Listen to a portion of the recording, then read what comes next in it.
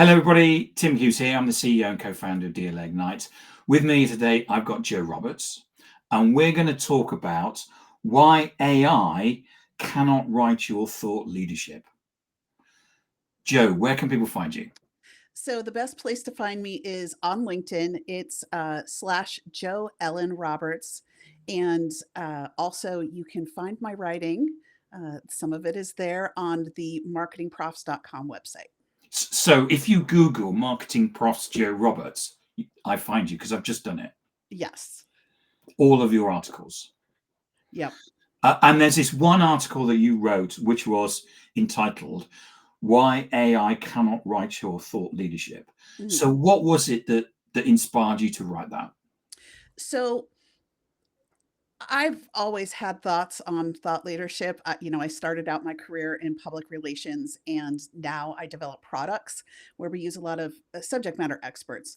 And so I'm just kind of a little bit more entrenched in it than a lot of people. And um, so we had Andy Crestodina on Who is our an amazing person. yes, I'm a big absolutely. Andy Crestodina fan. Yes, he's one of my absolute favorite experts, and he's just a great human And being he's a overall. wonderful person. I've had dinner with him and he's so lovely. Yes, yes, he absolutely is. I'm not a hugger, and he's one of the few people that I will let hug me when we go to conferences. So, but he did a presentation during one of our recent AI series that was specifically about building your list and awareness using AI.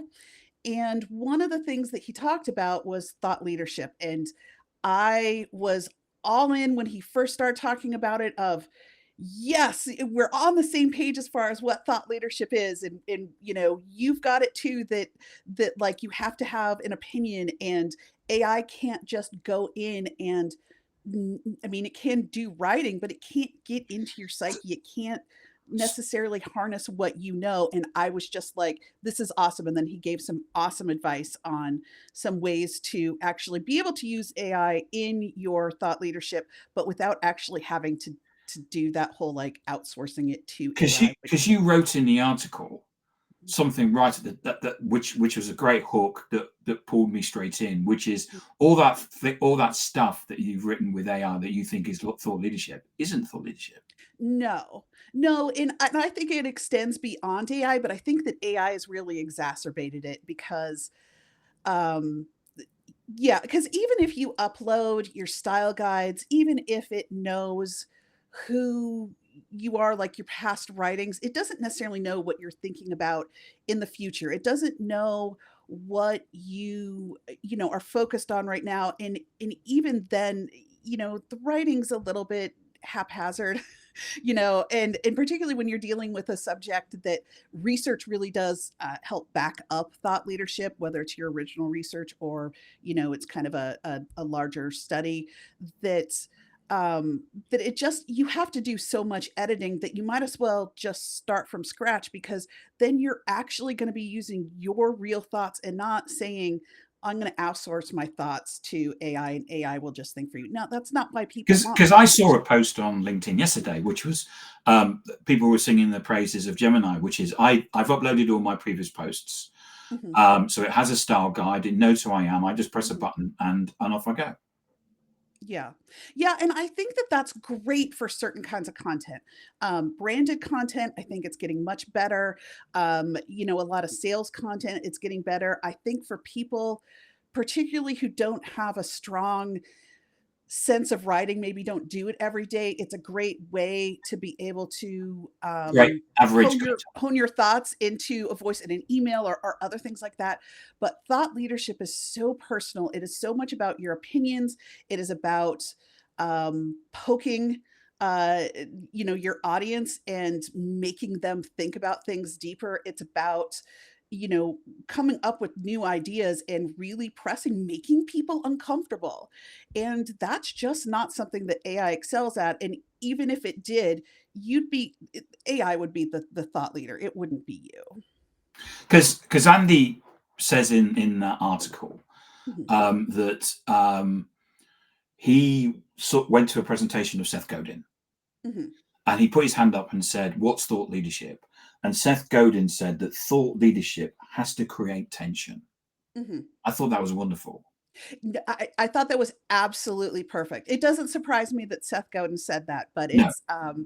but it's absolutely true. If I mean, and there's all sorts of other reasons for you to go out and speak on things. Like you can be an expert on something, and that's really great content, and you can do what I call being an action leader and writing action, leadership, and that's all very great. And but if you want actual thought leadership, if you really want to call it that, if you really want to present yourself as a thought leader, and by the way, you can't label yourself as a thought leader. You have to have other people do that because they respect you and because they've, really taken what you've said to heart and know that you're pushing them. Um, yeah, so. A guy sent me a message on LinkedIn yesterday, and he said to me, he would I like to join his email list because he writes lots of great content. And being polite, I didn't write back to him and say, actually, you're not the judge of great content. I Mhm, am, because I don't know whether it's great content until I've read it. mhm, So I politely declined. mhm, But you talk about in the article that thought leadership is about creating awareness. I've mhm, not heard of Joe Roberts before. Trust. mhm, Having heard Joe Roberts and actually say some interesting things, that will produce. I'm going to go through the process of know, liking, and trusting Joe. mhm. And also going back to what Seth said, it's about creating strong opinions. Yes. Yes, and no matter if you have strong opinions or, one of the other things that's really great for with thought leadership is using research, or, like I said, original research in particular, and your analysis on it. But, um, it doesn't matter how much of that you have if you're not known, if you don't have an audience and people don't trust you, because those are vital. Like I said, you can't claim yourself as a thought leader. You can't say that you've produced tons of thought leadership if nobody's out there reading it, if nobody's out there watching it. Yeah, we have a political system in the UK similar to yours, which is that there are two parties, but Mhm. we actually have a third party in the middle, which find it very difficult because they get squeezed by the two. So, and we've just had a general election here, Yep. and what the leader of that third party did, he did bungee jumps, he went paddleboarding, and he went and did a mountain bike thing because what he was doing, and I'm not being political, what he was doing was, and I'd not heard this term before, but in politics, it was about cut through. Mhm. It was about there will be vested interest. There'll be so how do we cut through that vested interest and actually get on the desk of Joe Roberts? And Joe goes, "Wow, that's interesting. Mhm. I may disagree, Mhm. but that's interesting." And at that point, next time Tim Hughes writes an article, Joe's going to go, "I'm going to read that." Yes. Yes, exactly, and I think that that's a really great example of building that awareness in a really, interesting and key sort of way, which is if this person is doing these things, if they're demonstrating that they're willing to go out there and do these, unusual things that you're not used to seeing people in that position do, then, what is it beyond their actions that they're actually saying? Are they as out there and opinionated and trying new things and keeping fresh in their opinions in addition to these actions that they're taking? I think that's I had not heard that, and that's very interesting. Yeah, it was really interesting. I mean, one day he actually said, I'm looking after my disabled child, Mhm. and these are two people that are going to stand in for me." And again, it was politicians don't do that. Politicians don't bungee jump. Mhm. I mean, so on the so he did a bungee jump, and what he did was before the bungee jump, he said sometimes in life you have to do things you've Mhm. never done before, and you have to take and have to take a leap of faith. Mhm. And then he did a bungee jump, and that really cut through to people to say, Mhm. yes, I'm going to vote for you, and I've not done it before. And it was a Yeah, and great piece of, really great piece of theatre, but also completely different to what everybody else was doing. yeah, and I think that that really goes to, particularly, marketing profs addresses primarily, B2B marketers. And, even in this day, outside of certain spheres like SaaS or, some other what I'll call sexy industries, there's still a lot of businesses that are buttoned up. They think that they have to be. And so you do get, I know that executives in particular, they had to present themselves to investors and other people as being very trustworthy and very steady and maybe not rocking the boat, but that's a really great opportunity for there to be other people in the company that are in positions where they don't necessarily have to impress investors, but they're in a so-called stodgy industry to let loose and do poke the beast and get people in the industry doing something new. I Early on in my career, I worked with, who I consider to be a consummate thought leader. Absolutely, he was in the tech field. He, was able to, take technology that had nothing to do with the telecom industry and apply it to the telecom industry and be just like, the old way of doing things is dying, and here's a new way of doing things. And it was so rocking the boat um because while it was comparatively, particularly now, if we looked at it, it had to do with wireless, that it wouldn't shake anybody, wouldn't rattle anybody's feathers at this point. But it was so new and it was so different. And telecom in particular at that point was still, you showed up for work in your blue suit and your red tie, and it was very, formulaic. And so to have somebody go in and do that, I mean, to me, that was really an example of how somebody can come in, still be professional, but rock the boat in an industry that and needed some rocking and that wasn't used to having that happen, and there was great results. So So are you saying don't you use AI? yes. What I'm saying is to use AI, but don't use it for the actual writing process.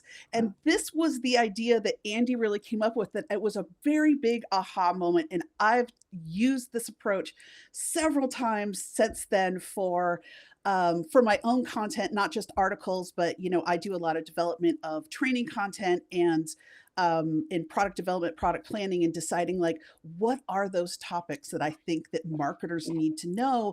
And so the approach is, you know, you first, I mean, there is some work behind it. You have to build your personas. The AI is not going to necessarily know your audience. And even if you tell it, I work with marketers, or I work with CEOs, or I work with accountants and I sell this kind of thing, it's not, I mean, the AI is not great at creating the persona. So you have to know your audience and you have to create them, but you can upload your personas.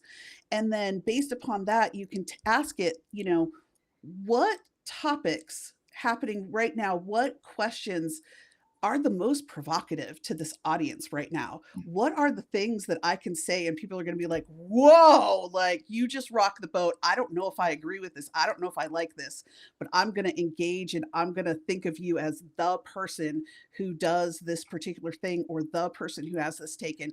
And by that, I don't necessarily mean YouTube or TikTok hot takes. I think there's plenty of that that's a bit trashy. But I mean, I'd like to think that B2B marketers are a little bit better than that. But you can use AI and it can come up with some additional questions for you, like, or statements for you, like, for instance, yesterday I was doing a little bit of research just to test some things out. And, excuse me. And, I just asked it, I uploaded a basic persona and said, okay, based upon this persona of people in the music business, because I'd been reading some things about AI in the music business, what, you know, based upon this person, like what are the provocative topics out there? And it listed one of the things being, the use of AI in music. And so then you can either take that list and help run with it, or you can dig deeper into it. You can ask it more questions. You can ask it to refine. You can refine your audiences even more. And one of the things that I did was actually take and say, okay, you've said this about the potential of using AI and copyrights being a controversial thing amongst this particular type of user persona. Of the other user personas that I have, or of other things about, marketers in general, something like, music business, a little bit more known than some other niche industries like, pipe fitting. But, what other personas is this going to resonate with? Like, is this something that is really I use when I'm focused on this particular one, which is what I'm really looking up right now? Or is this something that could also be repurposed to have a broader appeal or just an appeal to other people, so it's the same opinion, it's the same thing that you're addressing, you can rephrase it, you can reposition it slightly for those different audiences so that you're taking it and you're personalizing it. But I found that this is a really great methodology. I was so excited when Andy shared it with me, well, with the whole webinar, but it was a very big aha moment for me.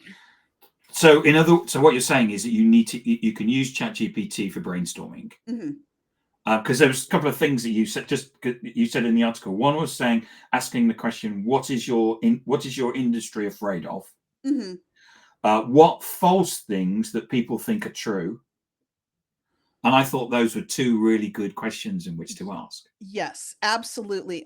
Because those really get to the heart. Like, even if, you're focused on individuals, say, in your persona, there's still things that are specific to their industries, or that just cause a whole lot of fear. And whether it's you're going out there and saying, yes, you yes, you deservedly need to be afraid, and here's things you can do about it, or no, you don't need to be afraid about this, and here's why, and here's what to do about it. It does give you really great action items, or really great ideas of what what will resonate the most with those audiences and really get people um, sharing and out there and looking at you as the leader, the voice in what that is, or at least a voice, whether they agree with it or not.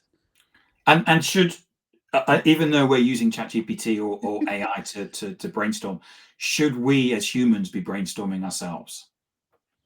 Yeah, I think absolutely. I think even if you don't have access to an AI tool, like I use I have a paid subscription to ChatGPT, so that's a lot of what I use. But just going out there and listening, I know that we focus a whole lot on your individual customers, but I think it's also, you have to look at the broader market, but not necessarily the we sell to everybody market, but like, what is, if I want to address this specific vertical right now, if I want to address, this specific industry, what are the things that are really, you know, important to them, that that I can come up with, come up with some stuff, do some Google searches, talk to other people out there. Once you get rolling, it's really not that hard. I mean, I'm not going to say it's easy, but it's not as difficult as it seems if you're approaching it and think, oh, this is intimidating because I've never done this before.